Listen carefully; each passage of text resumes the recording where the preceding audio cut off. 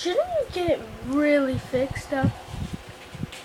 Eventually, the iPod will get fixed or it will stop working. Alright, so let's go over this book, Out of the Darkness. I used to take a shower in that little bathtub, that little tin, round tin container. By James Haskins and Kathleen Benson. Why am I reading to you about the black people? Hmm? Because you want me to know the history? Yes. So here you see them, they're one of them smoking a pipe Where? in the middle. They're posing for a photograph. Yeah. But see how his children, they're probably his children, they love him, see? Roots of the Great Migration. They went north from the south of the United States to the northern cities in search for better jobs. You see the white overseer? Let me see if he has a whip. He's not supposed to have a whip or a gun anymore. For what reason? He might have a gun though. He's not supposed to use it on them though, because they're not slaves anymore.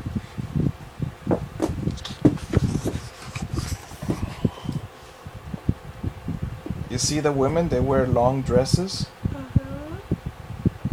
They're not showing all of their body. It's called modesty.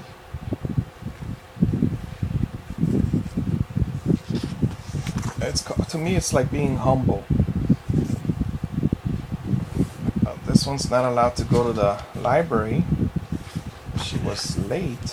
I don't understand how she can be late. Now here, is today Tuesday? I believe so.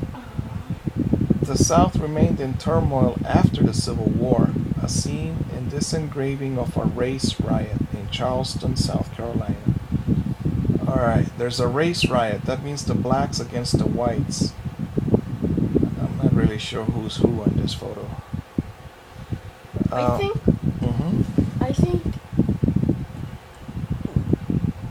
these are the whites and these are the blacks.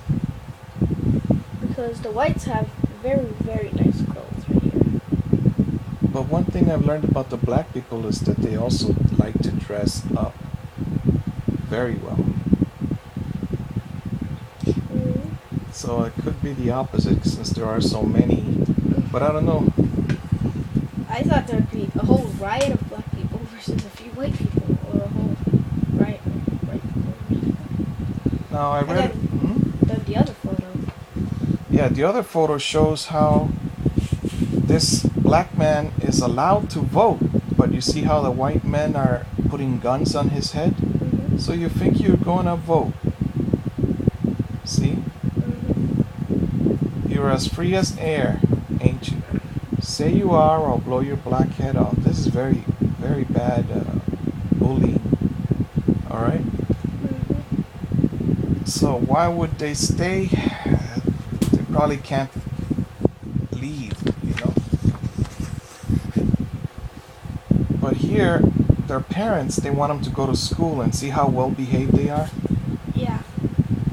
Schools for Southern blacks were poorly maintained and staffed and often operated for only a few months a year. During most months, black children were needed to work in the fields. Alright? We still have that school schedule. They have the summers off so they can do some harvest. I think it's harvest. Now this is a hanging son, do you see? He was probably hung from the tree just because he's black.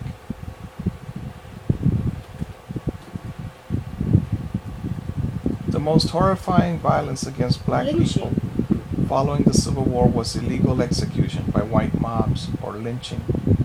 Between 1890 and 1910, 20 years, an average of 175 blacks were lynched every year in the South. You see? Hatred. By the way, I met one of them that was stronger than I was. He was 70 or 80 years old. Mr. Lamour. Wow. And How used to old dress were 20. you? But- You're stronger? Yeah, he could do massages, and he was also he took me to do. You see how I want to help Robert and you and all the other boys, right? Learn how to hit a hammer and nails and things. Well, he took me one day. He was putting cement, like making a room just like this, and he leveled out the cement, and he kept quiet. But I had a feeling that he said, "Daniel, you don't belong here." Because if you're going to pick up a hammer for the first time when you're 20 years old, maybe you're not going to be any good at it. It takes a strong amount of effort. So here they're walking He said that to you? north. No, he didn't, but I could just figure it because he just sat down and for his lunch. He was like, and yet I was a willing student. I just didn't have the strength required to lift a bag of concrete or things like that. I still can't lift a bag of concrete. Well, I'll show you a video where one guy says, just cut the concrete in half and lift half the bag. Alright, so here we go. The Smiths go to Chicago. You see their suitcases? Grandpa had a suitcase like that, my grandpa. He also had stairs like that, and the dog went to die underneath the stairs when he got bitten by a snake. We suppose he got bitten by a snake. Why did he go under there? Well, he used to go under there all the time because it's cold compared to, like, you step out in the sun, it's hot in Honduras. So he would go there all the time, but there were 7 steps. I remember the day that, you see, grandmothers were different back then. They could run. My brother ran down the stairs, Teal South, and he got on his bicycle, but Grandma ran right behind him and caught him by the back of the shirt. What? Yeah, well, you see, old people were strong back then. None of this, I'm gonna go get my knees replaced and all of that. This is all because modern humans don't move around much. Grandma, she could walk from here to Walmart and back. My grandma, all right? Rosa's mother. But why did she grab my uncle? Because he was 9 years old or 8, and he was being disobedient. He just smiled and looked. She caught me! Grandma caught me! We'd never seen her run before, you know? You're like, zoom. Ah! Flash grandma, you know, fast runner. Alright, migrant blacks from the south joined immigrants in the burgeoning cities of the north. They lived side by side in neighborhoods where the rents were cheap. Around 1890, the crusading photojournalist Jacob Riis photographed a black and tan dive on Thompson Street, New York City. It looks like a place for drinking. There's a black man, and he's surrounded by immigrants. Well, they look like immigrants, don't they? That guy's smoking a pipe. Yeah, but look at the ceiling. That thing looks like it's gonna fall off. Yet, see how well dressed they are? Oh, by the way, where is this? In New York City? It's freezing up there. Robert said he lived in New York City. Well, I don't know if he ever walked to school or something. Maybe they have buses, I don't know. That thing is freezing. Here we have the black girl in the middle of 2 white girls. In the early years of the black migration, southern blacks and European immigrants mingled, and their children attended school together. This photograph... Actually taller than them. Oh, you could be 9 years old. Like, one boy was 9 years old and he was in 1st grade because he hadn't gone to school before.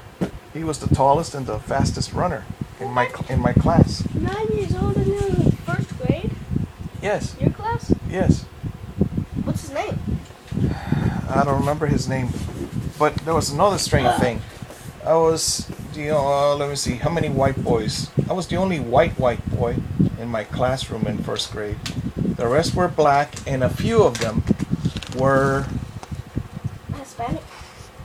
they looked like the Mexicans, or they looked Indian, well, what they used to call Indian, mestizos. Mestizo.